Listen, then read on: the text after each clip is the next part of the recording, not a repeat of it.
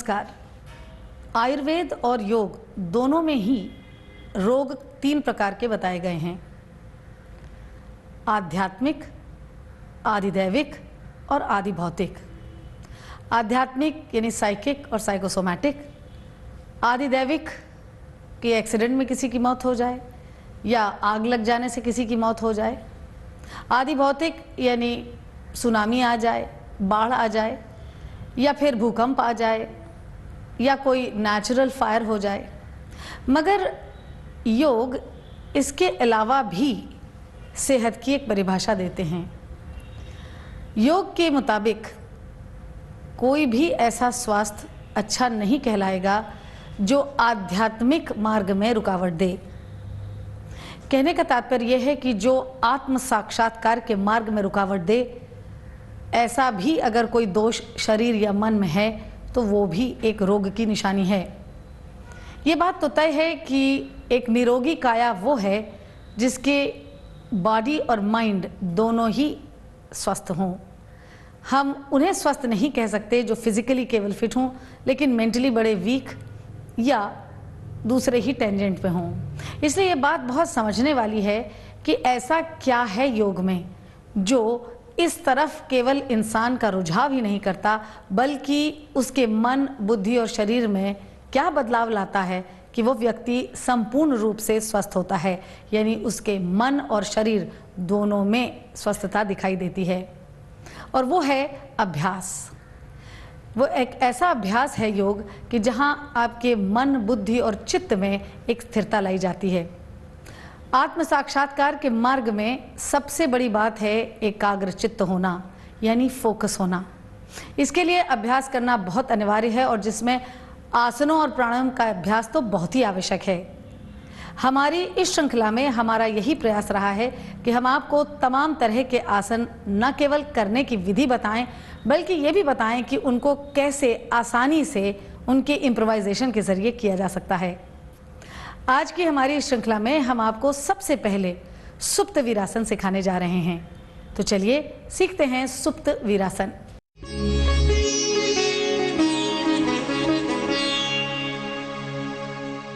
अब हम आपको क्लासिक सुप्त वीरासन सिखाने जा रहे हैं, जिसके लिए आप सबसे पहले दंडासन में बैठते हैं। एक बार दंडासन में बैठने के बाद आप अपने दाएं पैर को मोड़ेंगे और दाएं पैर की एड़ी दाएं हिप जॉइंट के बगल में आएगी। ऐसे ही आप लेफ्ट लेग को मोड़ेंगे और लेफ्ट हील भी आपके लेफ्ट हिप जॉइंट के बाहर की तरफ स्टैब्लिश की जाएगी।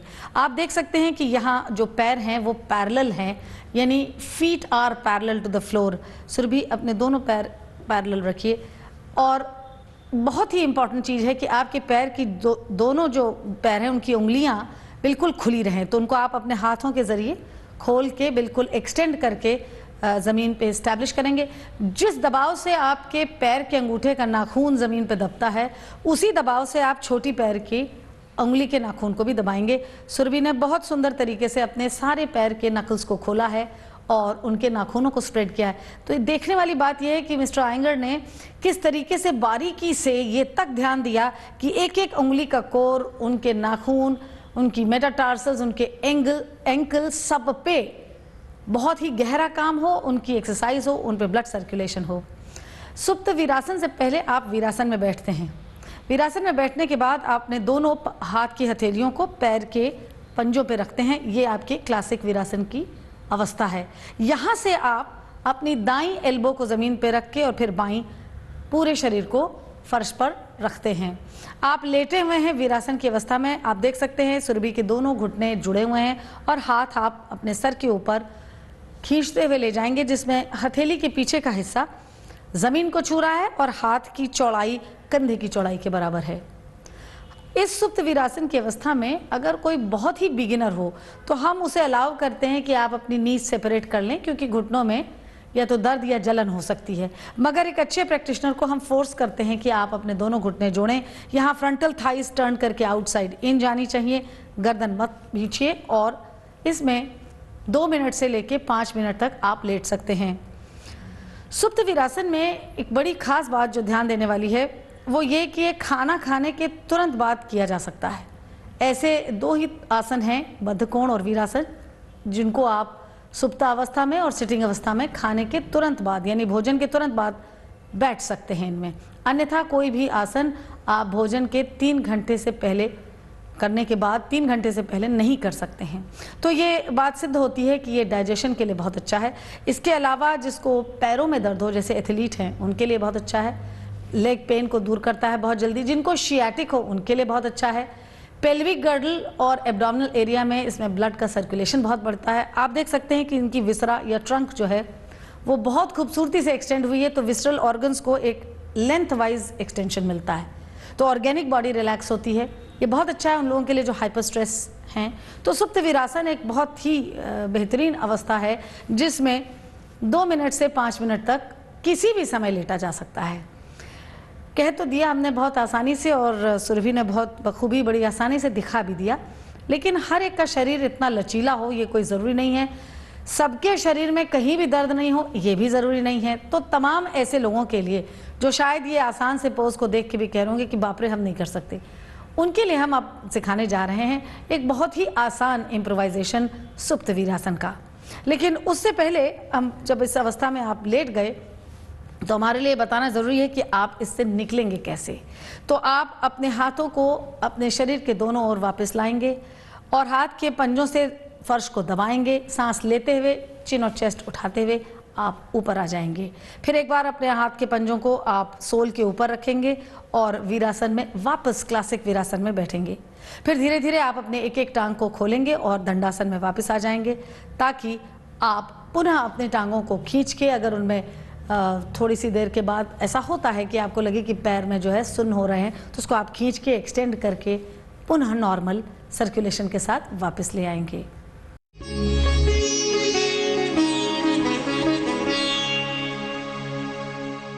अब हम आपको सुप्त वीरासन का इम्प्रोवाइजेशन दिखाने और सिखाने जा रहे हैं।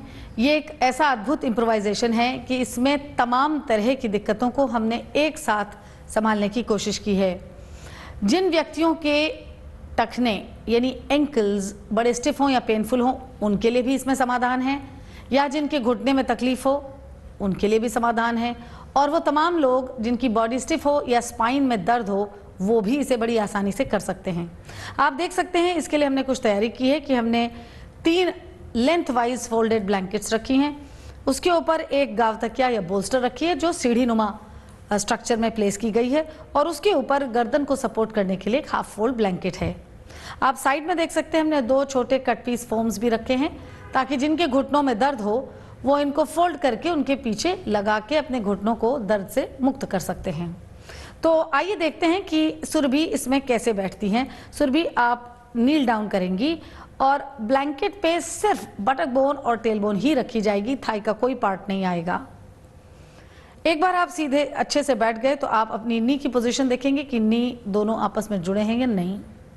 यदि आपके घुटने में दर्द है तो इसी अवस्था में आप एक बार फिर से नील डाउन करेंगी और फोम को लेके उसको हाफ फोल्ड करेंगी। हाफ फोल्डेड फोम को आप बैक ऑफ द नी पे लगाएंगे। ऐसे ही दूसरी तरफ भी अपने लेफ्ट नी को आप बैक ऑफ द नी को सपोर्ट करेंगे और काफ मसल को टर्न करते हुए इनसाइड आउट आप बैठेंगे। इससे बैक ऑफ द नी खुला रहता है, तो आपने जब घुटने को मोड़ा भी तो उसमें कोई दर्द नहीं होगा। एक बार ऐसे बैठ जाने के बाद आप अपने राइट एल्बो को नीचे और फिर लेफ्ट एल्बो को नीचे रखते हुए you will lie down on your back. ध्यान रहे कि आपके इस ब्लैंकेट से जो गर्दन के लिए रखा गया है उससे गर्दन और सिर ही सपोर्टेड रहें, कंधों के नीचे ये ब्लैंकेट ना आए, अन्यथा आपके शोल्डर में दर्द होगा। बैक ऑफ द पाम आप देख सकते हैं टच कर रही है, और ये इम्प्रोवाइजेशन की एक अवस्था है। इसके अलावा भी एक तरीके से हम अपने हाथ की पोजीशन रख सकते हैं कि आप अपने सर के ऊपर हाथ ले जाइए और दोनों एल्बोज को आपस में पकड़ के रखिए, तो ये भी एक अवस्था है। यदि आप ऐसे लेटकर अपने को रिलैक्स कर रहे हैं तो फिर ये ज़रूरी है कि आप कुछ मिनटों बाद इस क्रॉस ऑफ द आर्म्स को चेंज करें। इस तरीके से दोनों साइड की लैटरल मसल्स को बहुत अच्छा एक्सटेंशन मिलता है। इस अवस्था में सुप्त वीरासन में तभी फायदा होता है जब आप इसे 2 मिनट से 5 मिनट तक मिनिमम रखें।